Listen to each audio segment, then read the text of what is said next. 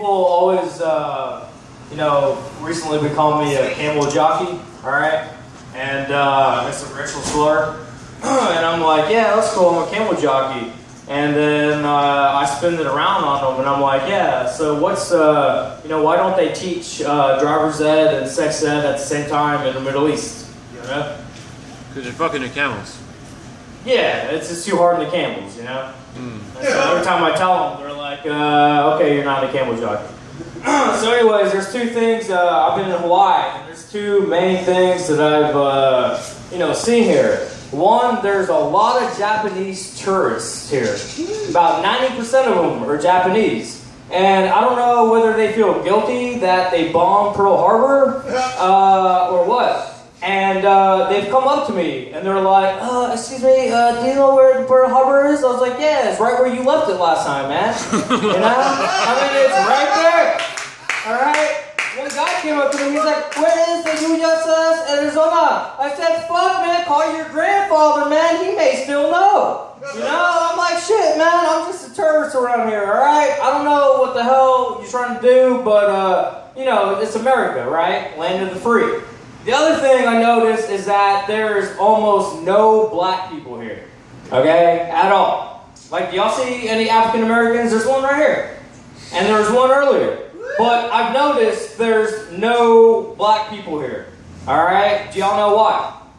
All right, crime rate is low in Hawaii, not many black people.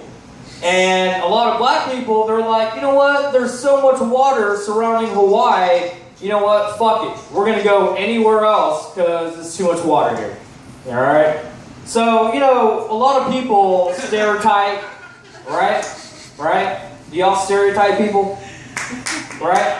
I do. Okay? And we do it, we're multicultural, whatnot. And take me, for example, right? I was born and raised in Texas, right? Have y'all been to Texas? Anybody? Yeah. Yeah, well, the place is a bunch of racist people. And so when people see me, they think I'm one of two things. They think I'm homeless, because of my hair. And they also think that I'm a terrorist, So I kind of fuse it together, and I'm like, you know what? I'm a homeless terrorist, because how many homeless terrorists do you know? Probably none, all right? We're extinct. I'm probably the last one left. And it actually works wonders because I was in Houston not too long ago and I sat down on the park bench and I wanted just to relax. And when I went to relax, I was sleeping and all of a sudden someone went tapped me on my shoulder. I wake up and the guy's like, dude, you need this dollar more than I do. And I'm like, dude, I'm not homeless. And he's like, all right. He took his dollar back so quick. And he's like, hey, man, can you spare some change? I'm like, what the fuck, dude? You just handed me $1 and you want me to give you change. I'm like, no, dude, I'm sorry. I'm getting the fuck out of here.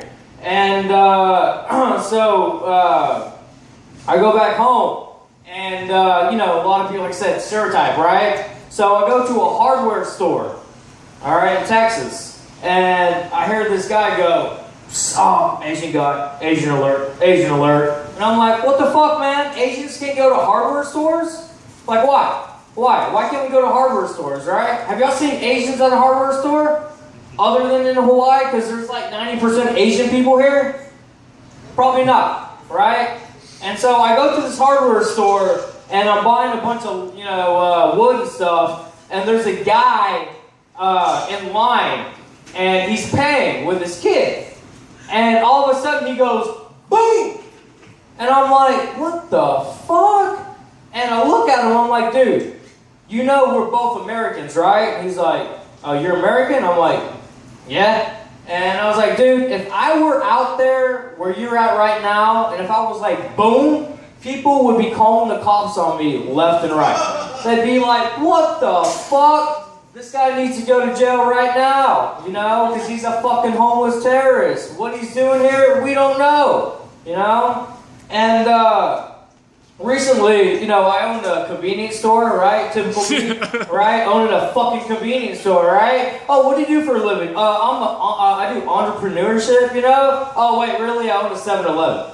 All right? So, my friend, the slushy is free, okay? Only for you. No problem. No problem.